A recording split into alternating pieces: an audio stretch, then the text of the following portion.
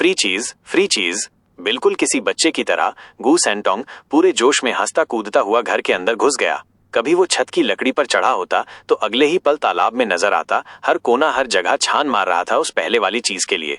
जुओ fan हल्के से मुस्कुराया। यंग सन्जी, उस आदमी ने सिर्फ हमें बेवकूफ बनाने के लिए ये बात कही थी ताकि हम ये घर खरीद लें। कोई फ्री चीज वीज नहीं है। अगर कुछ होता भी तो वो लोग कब का ढूंढ कर ले जा चुके होते। हमें तो कुछ नहीं मिला। शायद नहीं डैड। गू सेंटोंग अब भी कूदता रहा। उसके जोश में कोई कमी नहीं आई। शायद वो बेवकूफ लोग ढूंढ नहीं पाए और हम ढूंढ लेंगे। डैड की अक्ल और मेरी नाक से कोई भी राज नहीं छुप सकता। जुओ फैन ने सिर हिलाया। यंग सन्जी, और अगर तुमने ढूंढ भी लिया तो एक मामूली सोल हार्मनी स्टेज का खिलौना हमारे किसी काम का नहीं। मेरी रिंग में ढेरों चीजें हैं और उनमें से कोई भी उससे कहीं ज्यादा बेहतर है। फालतू में अपना टाइम क्यों बर्बाद करना। गू सेंटोंग का हाथ तो घूमता रहा पर वो रुक कर पीछे देखने लगा। जुओ फैन को कुछ अजीब सा लगा। फिर वो समझा, यंग सन्जी असल में दिल से बच्चा है। इसके लिए चीज ढूंढना जरूरी नहीं, ढूंढने की मस्ती जरूरी है। पहले वो जड़ी बूटियां ढूंढता था, सिर्फ पेट भरने के लिए नहीं बल्कि खेलने के लिए भी। फिर जुओ फैन और कुनपेंग ने उसे इतनी जड़ी बूटियां दे दी कि पेट से ज्यादा उसका मन भर गया, पर खेलने की मजा ही छिन गई। अब उसका पेट तो भरा था पर उसका मन खाली था। खेलने को कुछ था ही नहीं। जुओ फैन ने यंग सन्जी की तरफ देखा और थोड़ा शर्मिंदा हो गया। उसे लगा कि वो एक बाप होने के नाते उसे समझ नहीं पाया। यंग सन्जी, ढूंढते रहो, अगर कुछ मिला तो मुझे भी दिखाना, मैं भी देखना चाहता हूँ। जुओ फैन ने भागते बच्चे को आवाज दी। गू सेंटोंग ने पलटकर बड़ी सी मुस्कान दी। मैं जरूर कुछ ढूंढ निकालूंगा। गू सेंटोंग फिर से भाग गया। उसके लाल कपड़े की एक झलक देखकर जुओ फैन मुस्कुराते हुए सिर हिलाने लगा। डैड, मैंने ढूंढ लिया, यहाँ सच में खजाना है। गुनु सेंटोंग की जोशीली आवाज आई। मुझे लगता है ये कुछ ऐसा है जो डैड के पास भी नहीं है। जुओ फैन चौंक गया। सच में कुछ निकला? इतनी जल्दी? शायद उस चोर की बात सच थी कि यहाँ कोई फ्री चीज है। जुओ फैन ने गून सेंटोंग की आवाज का पीछा किया और एक टूटे फूटे से घर के सामने पहुंचा। जुओ फैन ने उसे गौर से देखा। ये तो बस एक झोपड़ी है। उस पुराने मालिक को जरूर कुछ अजीब शौक रहे होंगे जो उसने यहाँ कल्टीवेशन रूम बना रखा था, या फिर वो बहुत डरा हुआ था। हाँ, यही बात ज्यादा सही लगती है। इथीरियल और रेडियंट स्टेज वाले यहाँ झांकते भी नहीं। जुओ फैन को यहाँ कुछ खास मिलने की उम्मीद नहीं थी। उसे अब कोई चीज चौंकाती नहीं थी। वो तो बस अपने बेटे की खुशी के लिए आया था। एक बाप को यही करना चाहिए। यंग सन्जी, क्या मिला तुझे? दिखा मुझे भी, मैं भी। जुओ फैन खुशी खुशी अंदर गया, लेकिन अंदर जाते ही ठिठक गया। सामने जमीन पर एक लड़की पड़ी थी, अंडे जैसे चेहरे वाली, तीखी आंखें, गुलाबी चेहरा, पतली कमर। देखने से लग रहा था कि वो बुरी तरह से घायल है। चेहरा पीला और मुंह से खून की पतली धार बह रही थी। गुरु सेंटोंग उसके पास बैठा हुआ था और उंगलियों से उसकी तरफ इशारा करके खुश हो रहा था। डैड, खजाना औरत, ही। जुओ फैन का चेहरा भड़क उठा और उसने गू सेंटोंग के सिर पर हल्की सी चपत लगाई। तू अभी कितना बड़ा है? औरत को खजाना कैसे मान लिया? मैं 350 साल का हूँ। गू सेंटोंग गुस्से में बोला। मैं कोई बच्चा नहीं हूँ, मुझे बहुत कुछ आता है। जुओ फैन के मुंह से निकला, हालल, मैं गलत था। ये बच्चा दिल से बच्चा नहीं है, बल्कि एक शातिर बूढ़ा है जो मासूम चेहरे का फायदा उठा रहा है। इसे दया नहीं बल्कि कड़क छड़ी की जरूरत है। जुओ फैन ने गूने सेंटोंग की तरफ आंखें तरेरी। यंग सेंजी, अब तू अपने इस खजाने का क्या करेगा? जब तू खुद कहता है कि तू 300 साल का है तो फिर इसको अभी यूज भी नहीं कर सकता। गुरु सेंटोंग शर्मा गया, चेहरा लाल हो गया। उसे समझ आ गया कि जुओ फैन क्या कहने वाला है। गुस्से और शर्म के मिले जुले भाव से बोला, डैड, आप बहुत गंदे हो। मैं गंदा? जब तूने एक औरत को खजाना कहा तो तेरे मतलब को मैं और क्या समझता? ओ समझदार जी, जुओ फैन ने घूरते हुए कहा। गू सेंटोंग ने मुंह फुला लिया। मैंने उसे वैसे नहीं देखा। मुझे लगा कि वो इस घर के पुराने मालिक की कॉर्डरन रही होगी। अगर ऐसा है तो फिर मैं उसे सिर्फ एक कल्टीवेटिंग ट्रेजर की तरह देख रहा था। इसमें गलत क्या है? अबे शरारती, मुझसे दलीलें करता है? जुओ फैन ने बिना झिझक के उसका मजाक उड़ाया और लड़की की कलाई को छू कर देखा। वो हंसा। हा, तू पूरी तरह से गलत था। कोई लड़की कॉर्डरन कैसे हो सकती है? गू सेंटोंग ने उलझन भरी नजरों से लड़की की तरफ देखा। क्या मैं गलत था? तो फिर ये यहाँ क्या कर रही है? क्या इसे ऐसे ही छोड़ दिया गया? जुओ फैन ने उसे चिढ़ाया। क्या सोच रहा है बच्चू? ये लड़की इस घर की नहीं लगती। जरा सोच, ऐसी शक्ल सूरत वाली लड़की को अगर कॉर्डरन भी मान लिया जाए तब भी उसे ले जाते। और उसके घाव देखकर लग रहा है कि ये हालत उसे हुए कम से कम 1 महीना हो चुका है। जुओ फैन ने अपने बेटे की तरफ देखा और जैसे खुद पर गर्व किया, लेकिन तभी उसकी आंखें सिकुड़ गईं। लेकिन इसका मतलब तो? जुओ फैन की आंखों में चमक आ गई और वो झोंपड़ी के पीछे चला गया। यंग सन्जी, एक कमरा तैयार कर, मैं इसे ठीक करने जा रहा हूँ।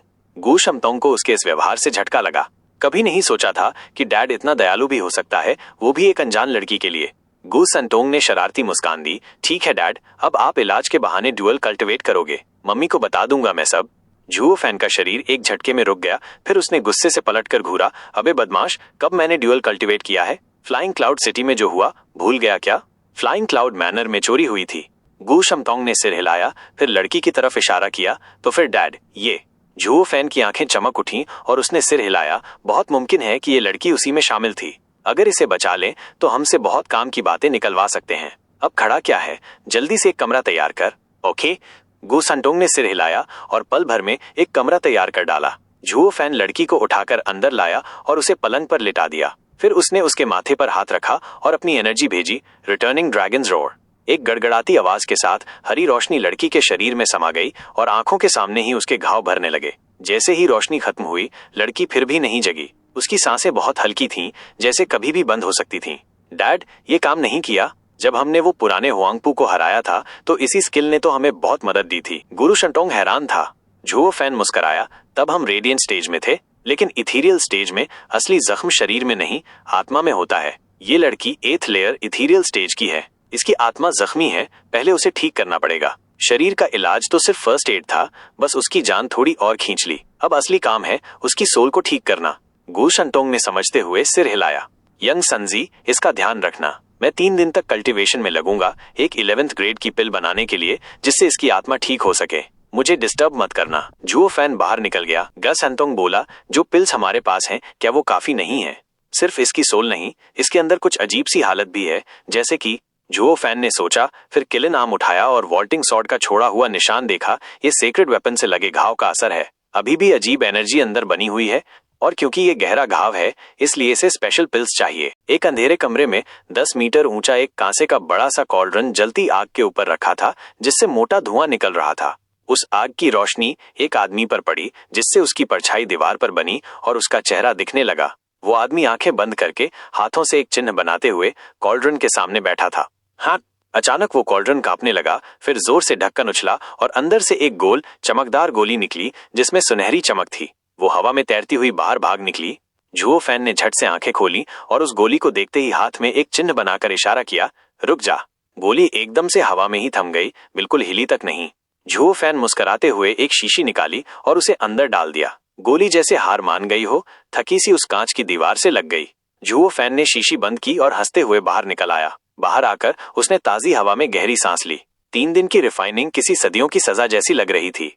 ऊपर चमकता सूरज और ताजा हवा में ली गई सांसों ने उसका मूड हल्का कर दिया। वो तेजी से गेस्ट हाउस की तरफ बढ़ गया। दरवाजा चरचराया। अंदर गू सैंटोंग बैठा था, ऊब के मारे टेबल पर थूथुन टिकाए, बिस्तर की ओर बिल्कुल मरा मरा सा देख रहा था। वहां वही खूबसूरत लड़की सो रही थी, जैसे कोई सोई हुई परी हो। झुओ फैन मुस्कराया, तो जनाब, ये सुंदर कन्या इन दिनों कैसी रही? डैड, आखिरकार आप बाहर आए। थोड़ी देर और रुकते तो मैं पागल ही हो जाता यहाँ, गू सैंटोंग ने झल्लाते हुए कहा। झुओ फैन ने चिढ़ाया, और कोई होता तो ऐसी फूल जैसी लड़की के पास 3 दिन बिताने के ख्याल से ही नींद उड़ जाती, लेकिन तुझे तो ये काम जैसा लग रहा है। हूफ, जैसे कि आपने ही कहा था, पहले मुझे खुद को योग्य बनाना पड़ेगा। गू संतोंग ने अपने नन्हे से शरीर को देखा और लंबी सांस ली। झुओ फैन का चेहरा हल्का फड़क गया। उसने आंखें घुमाई। अबे कमीने, एक दिन तू भी तैयार हो जाएगा। मैंने सुना है सेक्रेड बीस्ट्स जैसे जैसे ताकतवर होते हैं, वैसे वैसे बड़े भी हो जाते हैं। बस तू खूब ताकत बढ़ा। उसके सिर पर हल्की थपकी मारकर झुओ फैन मुस्कराया और फिर उस मरीज की ओर देखा। गू संटोंग ने ठुड्डी पकड़ी और फिर सिर हिलाया। झुओ फैन ने लड़की की कलाई छुई। अभी भी उम्मीद बाकी है, हालात ज्यादा बिगड़े नहीं है। झुओ फैन ने शीशी निकाली और अभी गर्म ही उस गोली को उसकी मुलायम होठों के बीच रख दिया। गोली उसके शरीर में समा गई और लड़की का शरीर झटके से कांप उठा। उसका साफ सुथरा चेहरा कसकर सिकुड़ गया। ये बदलाव कुछ पल का ही था। फिर लड़की ने गहरी सांस ली और फिर से शांत हो गई। डैड, ये अब भी नहीं जागी? कहीं आपकी बनाई गोली बेकार तो नहीं थी? गू सैंटोंग ने लड़की को वैसे ही पड़े देखा और शिकायत की। झुओ फैन ने उसकी हालत महसूस की, फिर सिर हिलाया और मुस्कुराया। अबे नालायक, वो 11th ग्रेड की सोल पिल थी, सेक्रेड सोल पिल। बेकार नहीं, उसकी चोट इतनी गहरी है कि ठीक होने में वक्त लगेगा। कुछ दिन और लगेंगे। तू बस उस पर नजर रखना, भाग न जाए, वरना सारा इलाज बेकार चला जाएगा। झुओ फैन बाहर निकल पड़ा। अरे सुनो, गू संतोंग चिल्लाया। डैड, मुझे ही क्यों बेबीसिटिंग करनी है? आप खुद क्यों नहीं करते? अरे मैं उसके लिए कुछ टॉनिक पिल्स बनाने जा रहा हूँ। हा हा हा। झुओ फैन हंसता हुआ निकल पड़ा, कदम तेज कर लिए। खुद को समझाते हुए बोला, रिफाइनिंग बहुत थका देने वाला काम है। अगर मुझे उसकी फिक्र ना होती तो मैं ये सब करता ही क्यों। तभी जैसे ही वो दरवाजे तक पहुंचा, एक लाल साया उसके सामने आकर खड़ा हो गया। गु संतोंग ने मुंह फुलाकर कहा, डैड, मेरी अक्ल भले आपकी जैसी तेज ना हो, पर मैं बेवकूफ नहीं हूँ। आपने खुद कहा था कि कोई आम गोली उससे कुछ नहीं कर सकती, इसलिए आपने मुझे पहरेदार बनाया, जबकि खुद रिफाइनिंग करने चले गए। और हमारे पास पहले से ही ढेरों टॉनिक पिल्स हैं। मुझे क्या समझ रखा है, कोई 3 साल का बच्चा? झुओ फैन एकदम से ठिठक गया, आंखें इधर उधर घुमाने लगा जैसे कोई बहाना ढूंढ रहा हो। गु शमतोंग उससे पहले ही चिल्ला पड़ा, अब आपकी बारी है पहरेदारी की, मैं खेलने जा रहा हूँ। गु संतोंग भाग चुका था। अबे रुक जा, पर अब बहुत देर हो चुकी थी। बच्चा कब का 9-2-11 हो चुका था। झुओ फैन ने सोती हुई लड़की की तरफ देखा, फिर दूर जाते बेटे की तरफ और एक गहरी सांस छोड़ी।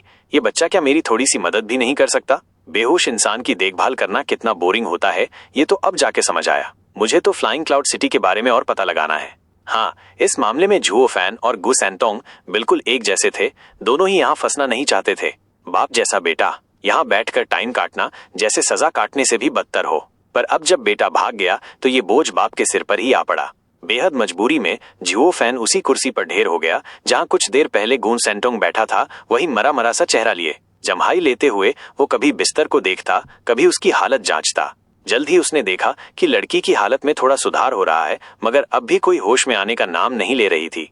भौहें सिकोड़ते हुए झुओ फैन ने उसे कुछ और गोलियां दी, पर कोई असर नहीं हुआ। 3 दिन धीरे धीरे निकल गए और वो लड़की अब भी गहरी नींद में पड़ी रही। अब झुओ फैन की हालत गुरु शंटोंग से भी ज्यादा बुरी हो चुकी थी। वो कमरे में चक्कर काटता रहा, कभी बाहर झांकता तो देखता चमकती धूप और चहचहाते परिंदे मानो उसका मजाक उड़ा रहे हों। अब तो वो आपा ही खो बैठा। हे भगवान, वो कहाँ भाग गया? इतना तोड़ फोड़ कर चला गया जैसे बाप से जान छुड़ा रहा हो। क्या उसने नहीं कहा था कि वो हर वक्त मेरे साथ रहना चाहता है, कि हम एक दूसरे के सहारे रहेंगे? अब देखो, अभी हफ्ता भी नहीं बीता और बंदा 9-2-11। कौन सा बेटा अपने बाप को 3 दिन ऐसे छोड़ के चला जाता है? झल्लाते हुए झुओ फैन और जोर से चक्कर काटने लगा और बार बार बिस्तर की तरफ झांकता रहा। अब उसकी चिढ़ उस लड़की पर निकली, और तुम, अब तक ठीक कर चुका हूं तुम्हें, फिर भी उठ नहीं रही? अगर अभी भी नहीं जागी ना तो कूट दूंगा। पूरा कमरा एकदम शांत था। झुओ फैन के अंदर जैसे आग धधक रही थी, पर उसे बाहर निकालने की कोई जगह नहीं थी। ये 3 दिन जैसे किसी को सूली पर चढ़ा देने जैसे बीते थे। वो तो ठीक से कल्टीवेशन भी नहीं कर पाया। ये डर था कि लड़की उठ गई तो ध्यान भटक जाएगा। इन लंबे, उबाऊ और बेमतलब के 3 दिनों ने उसे थका दिया था। अब वो कोई सेंट नहीं था जो सब कुछ शांति से सह लेता, पर फिर भी वो बाप था और बेटे के सामने अपना भला चेहरा बनाए रखना जरूरी था। अगर इस बेहोश लड़की को पीटूंगा तो बेटे की नजरों में मेरी इमेज खराब हो जाएगी। झुओ फैन अपनी बुरी आदतें सिर्फ अपने बेटे के सामने दबा कर रखता था, इसलिए अब उसने शातिर नजरों से इधर उधर देखा, ये पक्का करने के लिए कि यंग संजी कहीं आसपास नहीं है। फिर उसके चेहरे पर एक शैतानी मुस्कान आ गई। वो बिस्तर की तरफ बढ़ते हुए हाथ मलता हुआ बोला, कन्या जी, ये सब तुम्हारे भले के लिए है। 2-4 चांटे शायद तुम्हें जगा दें, और अगर नहीं भी जगी तो मेरा गुस्सा तो उतर ही जाएगा। देखो, दोनों का फायदा। सही है ना? झुओ फैन ने अपने हाथों पर फूंक मारी, उन्हें ऊपर उठाया और लड़की के नाजुक चेहरे पर धीरे से मारने ही वाला था। हाथ में ज्यादा ताकत नहीं थी, बस गुस्सा निकालने के लिए कर रहा था। ज्यादा जोर से मारता तो लड़की का सिर ही उड़ जाता, पर उसकी हरकत से हवा का झोंका उठा और लड़की के काले बाल उड़ने लगे। थप्पड़ तो हल्के थे, पर चेहरे पर निशान तो छोड़ ही सकते थे। लेकिन तभी लड़की की आंखें एकदम से खुल गईं, सीधा झुओ फैन की आंखों में गुस्से से घूरती हुई। झुओ फैन का हाथ हवा में ही रुक गया। वो चौंक गया। पक, उसका हाथ अब भी हवा में ही था कि लड़की ने उसका हाथ पकड़ लिया और पलटकर उसे जोर से बिस्तर पर पटक दिया। फिर एक पल में उसके ऊपर चढ़ गई और गला पकड़कर बोली, किसे पीटने चले थे बोलो? तो गाइज, इसी के साथ आज का एपिसोड यहीं पर खत्म होता है। तो मिलते हैं अगले एपिसोड में।